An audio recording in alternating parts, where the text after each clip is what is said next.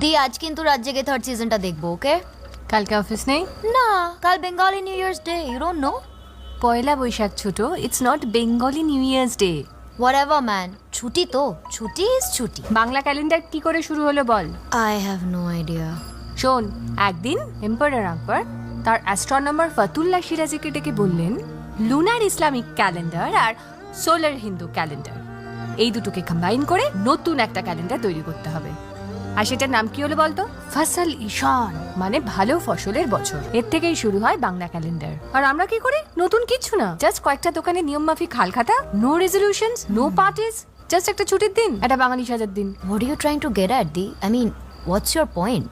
চিতল মাছের মুইঠা, গরম ভাতে দুইটা, বইলা বাঙালি খায় চীনা জাপানি লইটা পুইটা, কলাই ডালের বড়ি, শুক্তনি চচ্চড়ি, বইলা বাঙালি খায় মোগলাই মাদ্রাসি ভুরি ভুরি।